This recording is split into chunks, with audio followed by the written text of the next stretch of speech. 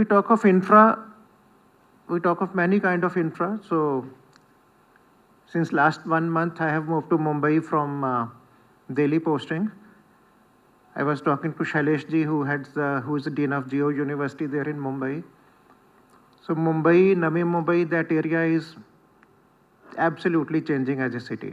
So we have coastal road, we have bridges, we have practically new cities coming up. So country was lagging in these. We always said that other countries have better airports, better roads, better sewage systems than us. So as a country, we are catching up on that, but not in very spread out way, but certain cities are catching up.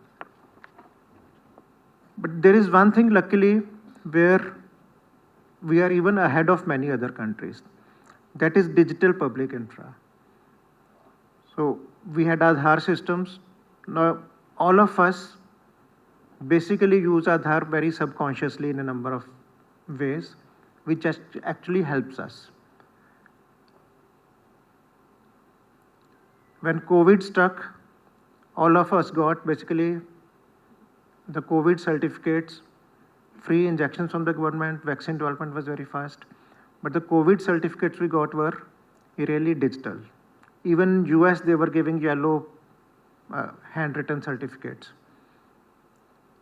Now we have Digi Yatra, you don't show your even boarding pass, you just walk across till the basically last counter. We have UPI, so now I actually don't carry my wallet since at least 2-3 years, because the phone is good enough to scan any QR code and make any payment, even 5 rupees payment anywhere. So digital public infrastructure wise, we have got ahead. So now the need is to add a AI layer to all our IT systems. So we have been IT system providers to the world. We don't have real uses of blockchain here, but 40-50% of blockchain coders across the world are Indians. A lot of foreign companies are getting blockchain projects actually done right here in Hyderabad. So I'm sure there must be many researchers and many students here working on those technologies here, crypto, blockchain, and so on. So AI is the latest baby in town, and we have to ensure that everyone benefits from it. So regardless of whether you are a male or a female, whether you are white, brown or black, rich or poor, so the AI has to help you. So one question in AI always has been, that data is biased.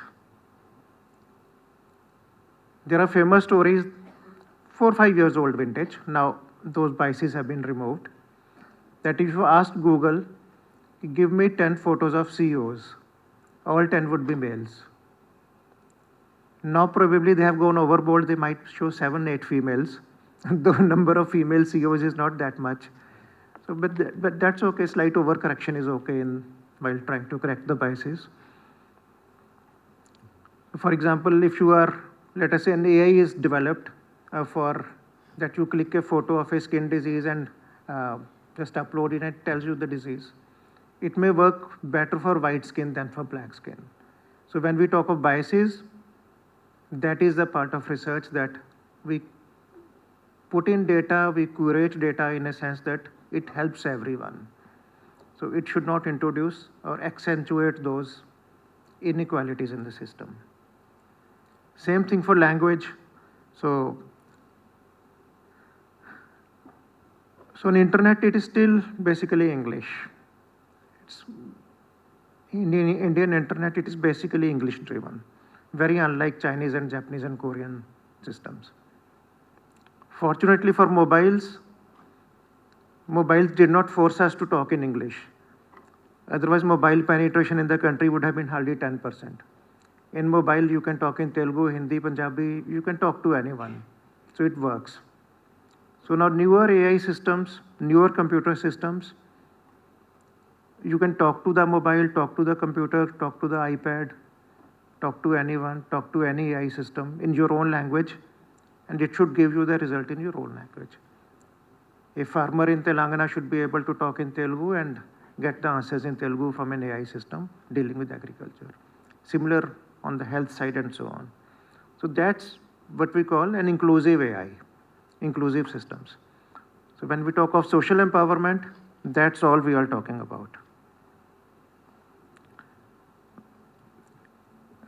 Till last month, I was Secretary Disabilities in Government of India, based in Delhi.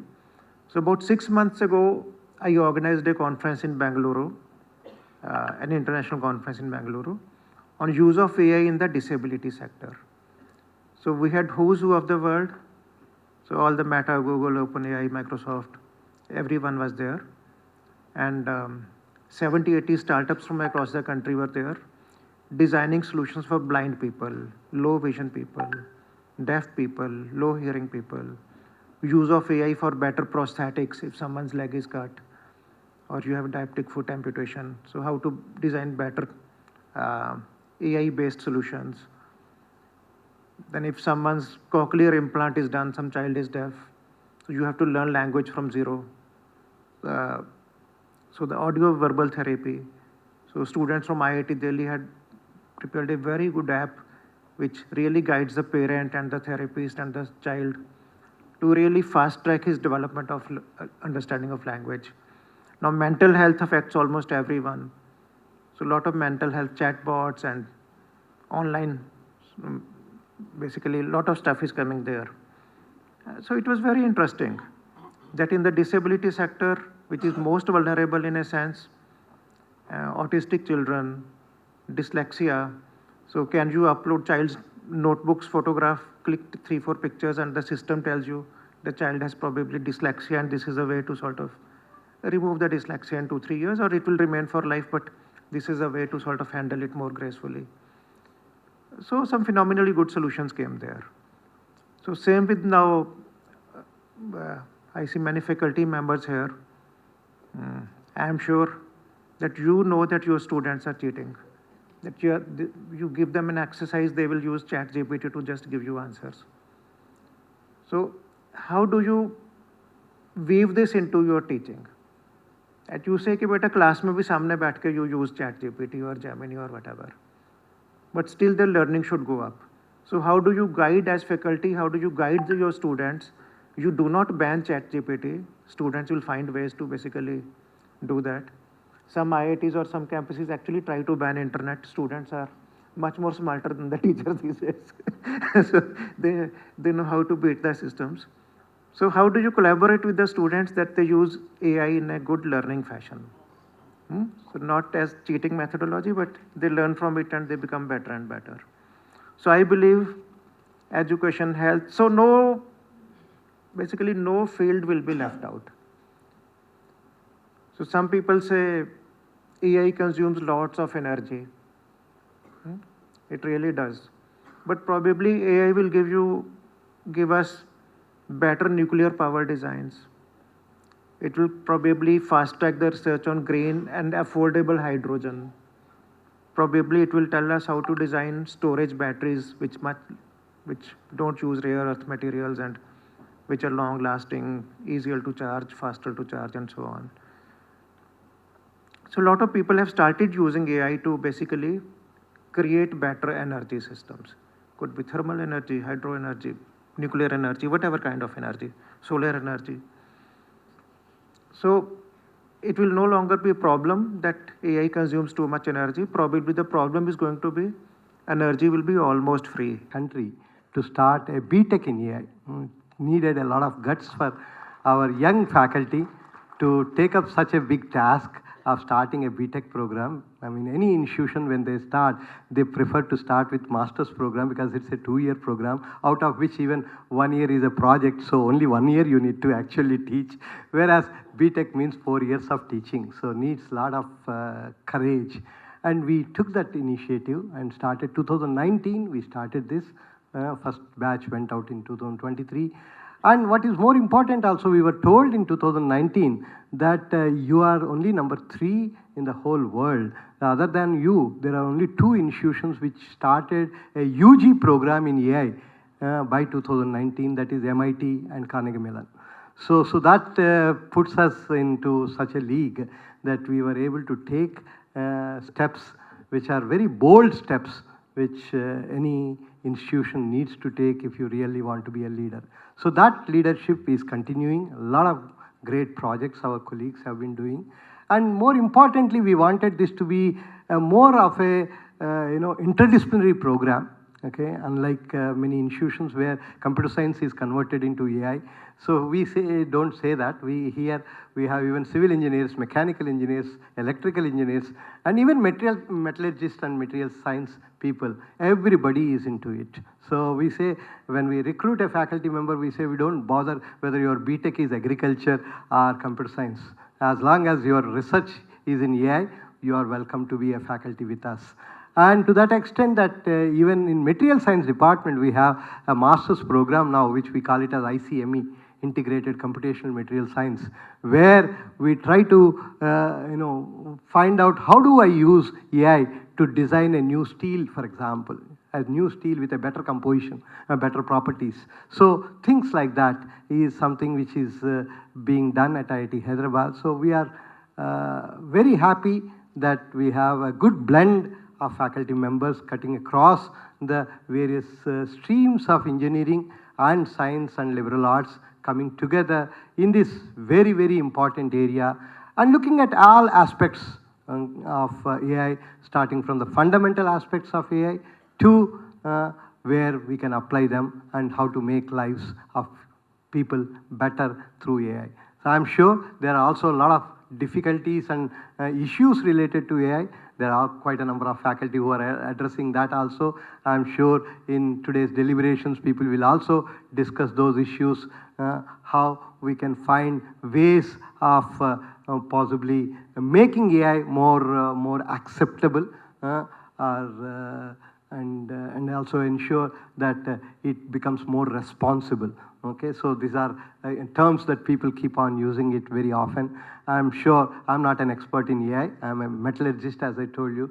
But then we are keenly observing how AI becomes a part of our life in every aspect and brings in a better life for every one of us. And I'm sure a meeting like this would really encourage people to share their experience in this field so that everyone else will be able to learn something and ensure that everyone contributes to this field in some way or the other so that India grows in a big way. So that's something I'm sure India is known to be great in various ways, particularly in the field of service, we say, and we want to see how this particular area makes India much stronger and ensure that we become leader in the world and bring out technologies which would help the whole world to live much better.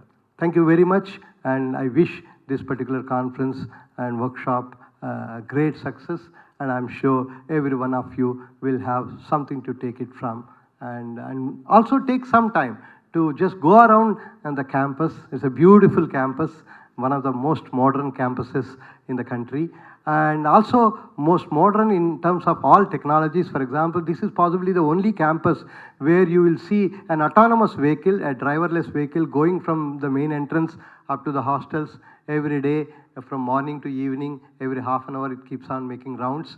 And we have from August 2023, last 2 years, we have run it 25,000 kilometers. 30,000 passengers have traveled without a single accident.